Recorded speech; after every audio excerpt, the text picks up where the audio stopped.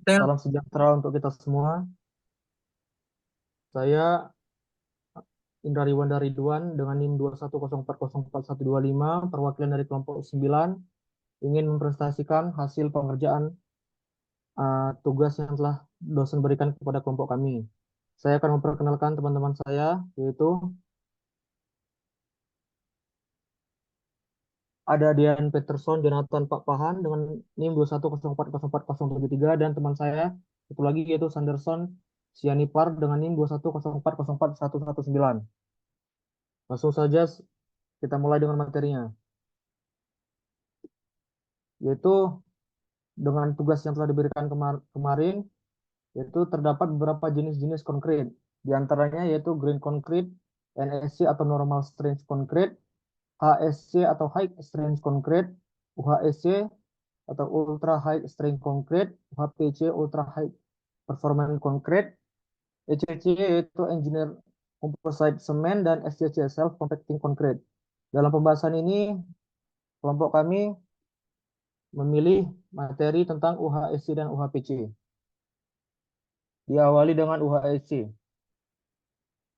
Berikut beberapa konten yang akan kami tampilkan dalam PPT ini, dari mulai introduction dari material properties dan lain-lain hingga mix design. Introduction. Kekuatan adalah karakteristik yang paling penting dari beton yang dikeraskan. Tekan, lentur, dan tarik adalah jenis kekuatan beton yang paling umum. Ketika istilah kekuatan digunakan dengan beton, itu akan mengekspresikan kekuatan kompresinya. Namun demikian, tidak ada batasan klasifikasi khusus menurut kekuatannya, tetapi dapat dirangkum sebagai berikut. Satu, beton berkekuatan normal yaitu 10 megapascal sampai dengan 40 megapascal. Kemudian beton berkekuatan tinggi modelnya 40 MPa sampai 100 MPa. Beton berkekuatan sangat tinggi atau UHSC yaitu 100 MPa sampai dengan 800 MPa.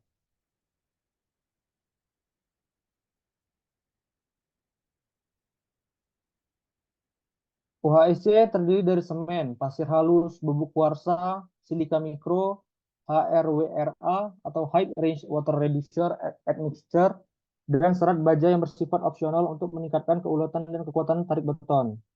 Rasio W per B beton jenis ini sangat rendah, sekitar 0,12 sampai dengan 0,15. Saat ini UHSC dianggap sebagai material yang menjanjikan untuk member beton, pertegang, dan pencetak khusus, termasuk di dalam fasilitas penyimpanan limbah industri dan nuklir. Meskipun biaya produksi UHSC umumnya tinggi, beberapa keuntungan ekonomis juga ada pada aplikasi UHSC. Dimungkinkan untuk mengurangi atau menghilangkan tulangan pasif dengan menggunakan serat baja, dan karena kinerja mekanis UHSC yang sangat tinggi, ketebalan elemen beton dapat dikurangi yang menghasilkan penghematan bahan dan biaya. Material properties, yaitu semen, yaitu ordinary Portland Cement type 1, 2, dan 5 dapat digunakan. Sifat utama yang harus dimiliki oleh semen adalah jumlah C3A yang rendah dan sifat blend menurut ASTM C150. Beberapa penelitian menunjukkan bahwa semen C3A bebas memberikan kekuatan yang lebih tinggi daripada jenis lainnya, sehubungan dengan jenis curing. Semen, gambar semen dalam slide di depan di berikut ada beberapa. Kemudian sand atau pasir. Pasir halus yang lolos ayakan ASTM nomor 30 digunakan. Pasir halus umumnya antara 150 dan 600 mikrometer. Secara dimensi merupakan material granular terbesar yang digunakan dalam UHSC. Grading of the sand use atau di tabel 2 dalam slide PPT tersebut yang kita lihat di depan ini. Kemudian mikrosilika or silika fume. Terdapat gambar yaitu mikrosilika or silika fume untuk konkret. Dan tabel penggunaan yaitu tabel 3 dan tabel 4 berikut. Kemudian super plasticizer generasi ketiga dengan dosis 1,2 sampai 2,5% digunakan untuk mendapatkan kemampuan kerja pada UHSC dengan rasio W per C lebih rendah dari 0,22. Generasi baru dari jenis campuran ini diwakili oleh super plasticizer berbasis polikarboksilat ether atau PCE dengan dosis yang relatif rendah mulai dari 0,15 sampai dengan 0,3% berat semen. Bahan ini dapat mengurangi air hingga 40% karena struktur kimia yang memungkinkan penyebaran partikel baik, seperti gambar berikut. Kemudian mixing. Karena UHSC tersusun atas bahan yang sangat halus, metode pencampuran konvensional tidak sesuai dan metode pencampuran tidak bisa sama. Menurut sebagian besar peneliti, ini adalah cara yang umum untuk pencampuran. Pengeringan serbuk pencampuran, termasuk semen, pasir kuarsa, kuarsa yang dihancurkan, dan asap silika, selama sekitar 1 menit dengan kecepatan konstan, yaitu 1800 R per menit. Penambahan setengah volume air yang mengandung setengah jumlah SP, kemudian pencampuran selama sekitar 3 menit dengan kecepatan sekitar 285 R per menit, kemudian penambahan sisa air dan SP, pencampuran selama sekitar 8 menit dengan kecepatan konstan 1800 R per menit. Kemudian passing, UHSC terdiri dari material halus dengan sifat semen yang tinggi dan rasio W per C yang rendah, yang membuat beton menjadi sangat lengket, seperti gambar berikut. Penempatan beton jenis ini membutuhkan orang yang terampil karena perilaku material dan teknik penempatan yang tepat.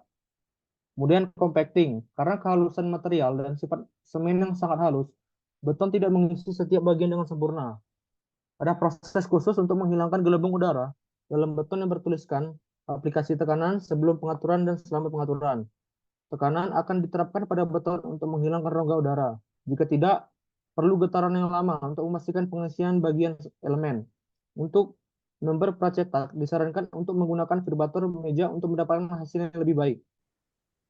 Curing beton. Beton harus diawetkan dengan benar jika ingin mendapatkan sifat optimumnya. Pasokan air yang cukup diperlukan untuk memastikan bahwa hidrasi cukup untuk mengurangi porositas ke tingkat yang diinginkan, sehingga kekuatan yang diinginkan dapat dicapai.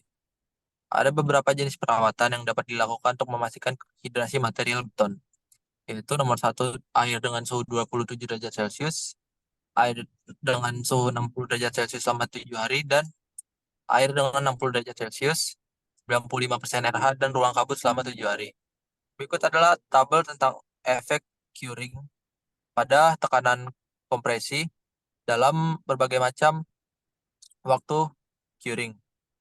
Tabel tersebut terdapat nilai-nilai untuk nilai CR1 yaitu air dengan suhu 27 derajat Celcius, CR2 yaitu air dengan 67 derajat Celcius untuk waktu 7 hari, dan CR3 60 derajat Celcius, 95% RH, dan ruang kabut selama 7 hari. Selanjutnya, dari gambar tersebut terlihat bahwa pengawetan menunjukkan kekuatan tekan yang luar biasa pada 7 hari pertama, yang hampir sama dengan kuat tekan pada 28 hari pada pengawetan air standar pada suhu 27 derajat Celcius. Hal ini menunjukkan bahwa suhu curing memiliki pengaruh yang signifikan terhadap perkembangan kekuatan awal UHSC. Peningkatan kekuatan awal disebabkan oleh hidrasi semen yang cepat pada suhu curing yang lebih tinggi, yaitu 60 derajat Celcius, dibandingkan dengan suhu 27 derajat Celcius. Selain itu, reaksi pozolan juga dipercepat oleh suhu curing yang lebih tinggi. Heat treatment. Telah dilaporkan bahwa perkembangan kekuatan beton ultra tinggi, kinerjanya sangat dipengaruhi oleh suhu. Perlakuan panas setelah pengerasan penting untuk menghasilkan beton dengan kekuatan ultra tinggi. Berikut adalah jenis perlakuan panas terhadap kekuatan tekan UHSC dalam 3 hari. Dalam grafik tersebut, tunjukkan bahwa ada kurva untuk jenis perlakuan panas 20 derajat Celcius dalam udara kering selama 16 dan 48 jam, ada 100 derajat Celcius oven kering selama 16 dan 48 jam, dan 250 derajat Celcius oven kering selama 16 dan 48 jam. Selanjutnya,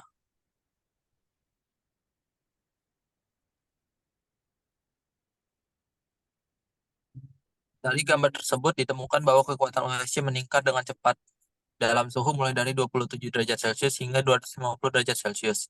Ketika sampel tersebut dipanaskan pada suhu sekitar 100 derajat Celcius selama 16 dan 48 jam, kekuatan tekan sekitar 120 MPa dapat dicapai dalam 3 hari. Namun jika kekuatan mencapai sekitar 200 derajat 200 MPa, jika sampel UHC dipanaskan pada suhu sekitar 250 derajat Celcius selama 16 dan 48 jam dalam 3 hari. Nilai kekuatan tersebut sangat tinggi.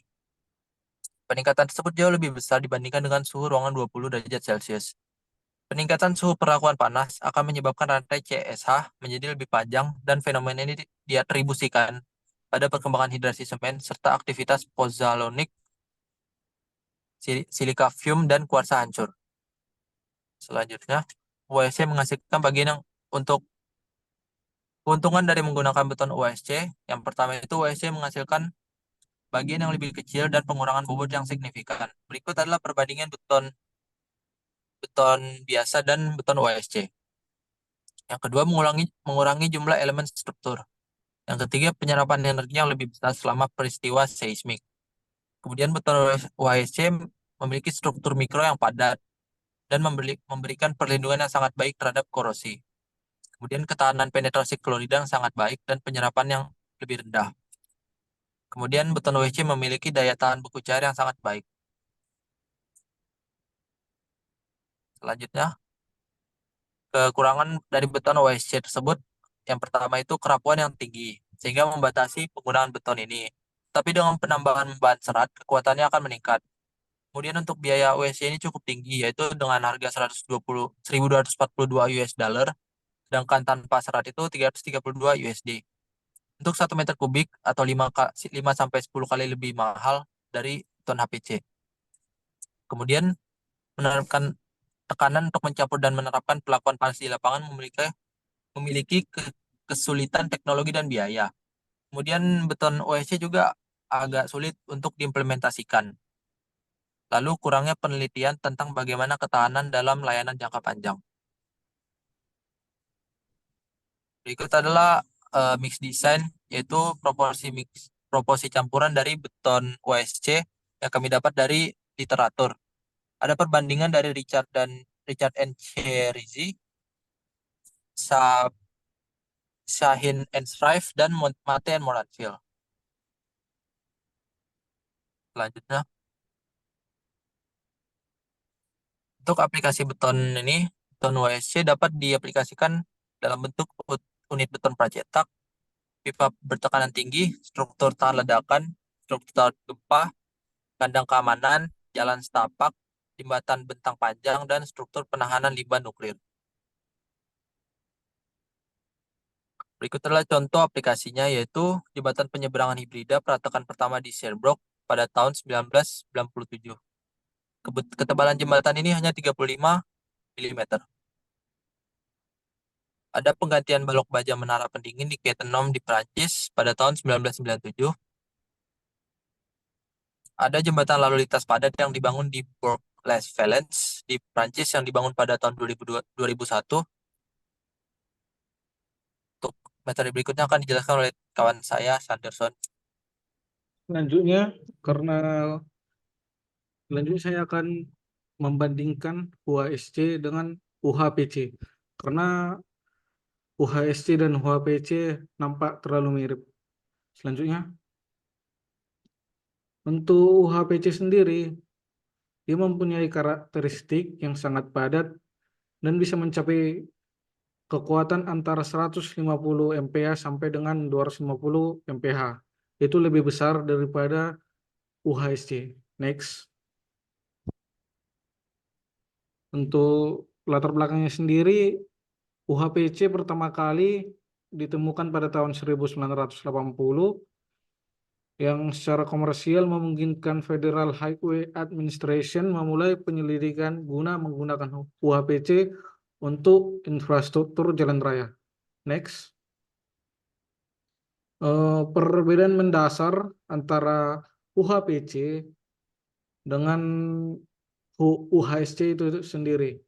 Yang pertama itu ditinggalkan penggunaan agregat kasar sebesar 10 mm sampai 35 mm pada campuran beton, sehingga hanya digunakan agregat halus, yaitu pasir halus quartz dengan ukuran 0,125 mm sampai 0,5 mm. Digunakan dalam campuran agregat yang sangat halus, yaitu tepung quartz yang berukuran nanometer antara 16 sampai 90 mikrometer. Next. Selanjutnya, menggunakan tepung reaktif mikrosilika pada beton mutu tinggi. Ini berlaku untuk UHPC dan UHSC itu sendiri. Selanjutnya perbedaannya UHPC dengan SCC itu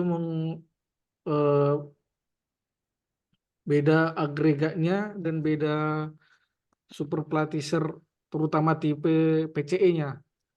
Yang kelima, digunakan serat baja halus mutu tinggi agar diperoleh sifat keruntuhan yang ductile. Next. Bahannya tidak terlalu jauh beda dengan UHSC, yaitu menggunakan semen Portland, asap silika, tepung kuarsa, pasir silika halus, peredam air jarak tinggi, serat baja atau organik. Next.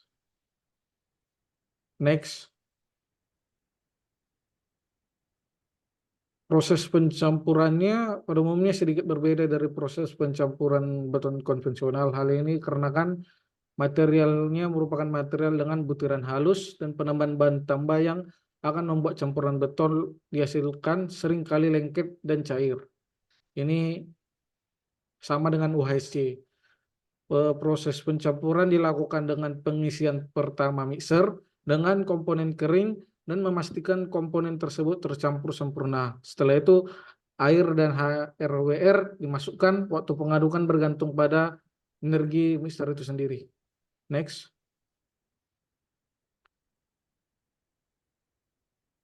Pengujian pencampurannya pada satu campuran UHPC untuk mengetahui workability dan konsistensi antara campuran dilakukan dengan flow table test yang ditentukan oleh ASTM 1437.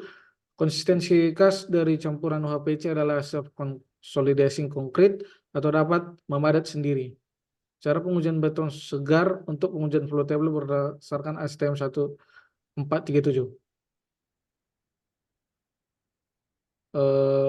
Metode perawatannya UHPC itu sama dengan UHSC,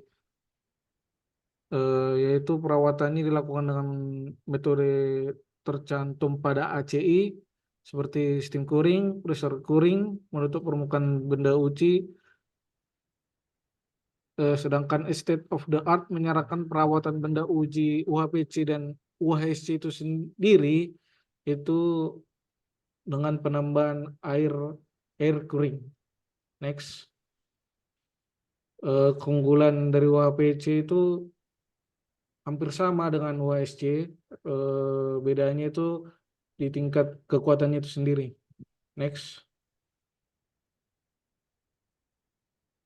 Dari sini kita lihat kekuatan UHPC memiliki kuat tekan 10 kali lipat dari beton tradisional, sedangkan pada UHSC itu sendiri sekitar hanya setengah dari kekuatan UHPC itu sendiri. Next. Meskipun kekuatan UHPC sangat mengesankan, daya tahannya melebihi ekspektasi. Daya tahan diukur dari kinerja material dalam kondisi ekstrim, ketahanan terhadap beku, ketahanan terhadap klorida, dan ketahanan terhadap abrasi merupakan bagian dari daya tahan UHPC. UHPC memiliki sifat yang mirip dengan hard rock, yaitu ketahanan beku. Next. Permeabilitas klorida dan ketahanan terhadap abrasi. Next. Contohnya adalah Museum Civilization de Europe et de la Mediterranean yang merupakan bangunan pertama di dunia yang secara luas menggunakan UHPC, dibangun di Marseille, Prancis pada tahun 2013. Next. Contoh berikutnya pada tahun 2014, Foundation Louis Vuitton pour La Création dibangun di Paris, Prancis yang menampilkan kompleksitas geometris yang tinggi. Sekian dari presentasi kami. Terima kasih.